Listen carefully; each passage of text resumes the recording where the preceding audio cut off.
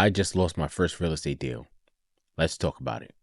Hey, what's going on, everyone? My name is Greg, and welcome to the Believe in Self podcast. If it's your first time here, please make sure you hit that subscribe button. For all my long-time subscribers and followers, thanks for joining me for another episode. So I kind of switched up the camera today. I'm not shooting on my regular Canon. I'm actually shooting from my iPhone. I'm just trying a little something different. Today we're going to be talking about how I lost my first real estate deal and what I learned from that, and hopefully this experience can help you close more deals and kind of avoid some of the things that I went through. So a little brief background on the type of deal it was. It was a multifamily deal. It was a 3-family where the first 2 apartments were renovated and the 3rd apartment needed to be rehabbed. The first 2 apartments actually were being rented out and they were cash flowing $2,600 a month. The 3rd apartment probably needed between anywhere to $5,000 to like $8,000 to be completed. It had new siding put on, it needed new gutters, and I want to say about 80% of the roof was redone. How I got this lead was I ran a Facebook ad for tired landlords. So for those of you who don't know what a tired landlord is, it's basically someone who's tired of renting and them not receiving their rent, or dealing with tenants who are just difficult to deal with. So someone responded to the ad and they put in their name, information, all that stuff. So I got the lead and I called them the following day and asked them questions about the property. When I had set up the appointment, I spoke to the gentleman who owned the property, and he said that he had ran out of money, and he had about $40,000 into the property, and he had picked it up for $65,000. So I said, okay, cool. Can you show me a little bit of work that you did to the property? So like I said, he did the siding, he rehabbed the apartment 1 and 2, he did the roof. He just said it needs gutters and it needs the 3rd apartment to be rehabbed and a rear roof. Cool. So I go and I run my comps for the area. Now, where this house was located, it was kind of difficult to find comps for that type of area. So I did what I can do to find anything comparable to a 3-family house. It came with like a barn that you can use for storage. It sat on about 5 acres of land. It was a pretty big piece of land. It was pretty nice. The work that he did looked pretty top shape. So once we finished speaking, I said, give me about a few hours and, I'll call you back with an offer. I go on to PropStream, I go into Redfin, I go to other sites to kind of do my comparables and see, what sold in an area that was very similar in size. And I came back with an offer. He was looking for 165 ideally to kind of get out. And I offered him 157. I said it still needs some work and I think this is a fair offer. He agreed. And then I sent him over the contract. It's a short contract that they can go and look at. Send everything through DocuSign. He had some issues with the contract. I went back and I fixed those issues. I added a couple of things. No big deal. He executes the contract. I execute the contract. He gets a copy. Now at this point, he's just like, I want to use my closing attorney to close. As you being the buyer or the wholesale buyer, you don't have to use their closing attorney. You can use whomever you want. I said, I'll give him a call. He sent me the information. I said I'll give him a call and I'll check him out. I called and they didn't offer the double closing. Additionally, she was also in a closing at the time, so I really couldn't speak to her. So I wanted to go and open up escrow. So I was calling around different attorneys. And I finally landed on one probably like a day later. So at this point, he's like, I want to send over the contract to my attorney. Now, normally you would want to send your contract to your attorney before you sign it, not after. I said, it's no problem.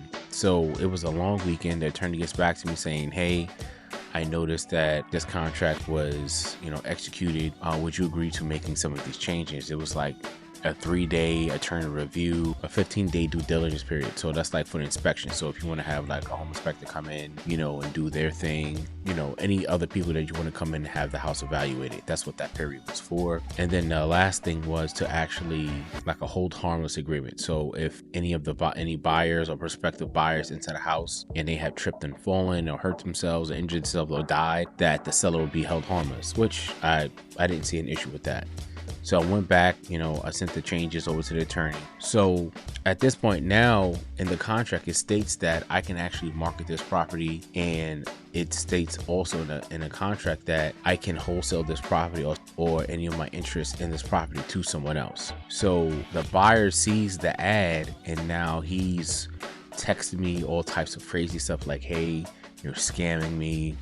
You're not supposed to be doing this. You haven't even paid me for it. And, I'm being very professional. Like, please read the contract that you signed and executed. And, it states that I can do what I'm doing. So, he's putting up things like, oh, this is a scam, all types of crazy stuff. So I hear from his attorney. She states that the seller no longer wants to sell the property, and then no consideration was given, and then the 3 parts of a contract that you're supposed to have, I didn't have that. This was too much of a headache for me. The guy was very hot and cold. I didn't like the whole back and forth thing.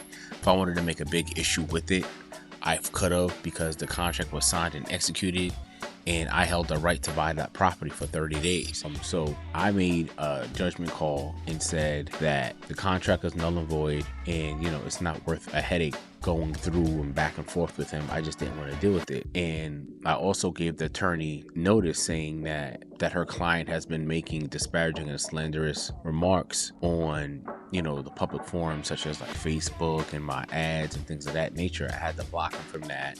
I had to get rid of those things. So I said that if he continues to do so, that I will pursue civil action against him. She agreed, and I said the contract is null and void, and that was the end of that. So what I gathered that this person probably saw is that how much money I was going to be making from this deal. So if I had the house under contract for $157, I was going to sell it to an end buyer for $187. So I was going to make 30 grand off of this one deal. I believe that probably didn't sit right with him, because, he put in all this work to the property. And then here I come, I put the thing on the property, and now he sees me advertising it, and I'm going to make 30 grand off the deal. He didn't like that. So that's why we do something called double closing. So the seller and the wholesaler is one transaction, and then the wholesaler and the buyer is a whole other transaction. I believe that he probably saw that ad and then just kind of went crazy and said, I don't want to go through with this. This guy's going to be making money hand over foot. Then I explained to him that I am a wholesaler. This is what I do, and I'm going to be selling the contract to someone else. He was just anxious to get rid of the property because he ran out of money. So what did I learn from this? I learned that sometimes you just have to let things go, and it's not much of a headache. Now, if I had a buyer already lined up, and I had put money into escrow, and there was a buyer that came in and he put money into escrow, and then he's going back and forth. At this point, like, the deal is done. I have a buyer here. You're gonna get your money. Everybody's gonna get paid. Let's just move on. But it didn't get to that point, so I just cut my ties, and whatever time that I spent working this deal, all that time is lost. So I think that being very transparent with whomever you're putting the house under contract with is very essential. Doing a double close is essential as well. And maybe not marketing in the area where the person may live. I only did that because it's in a place where it's, I won't say rural, but there's like the big cities are like, distances from each other. So he may have seen the ad that way. So going forward, would I do something like that again? Probably, but I will be more cautious about how I advertise, what I say, and I actually updated my contract to have in some of those protections in for the buyer, as well as things to protect myself. So yeah, that's my story about how I lost a contract that was worth $30,000. I hope that you guys found this to be some of value, and that you learned from my mistakes. And if you can, please do me a favor. Please make sure you hit that subscribe button. I'm trying to get to 1,000 followers. Also, leave me a comment down below. Let me know what type of videos you want to see, whether it's skip tracing, driving for dollars, things of that nature. And I'll see you in the next episode. Peace.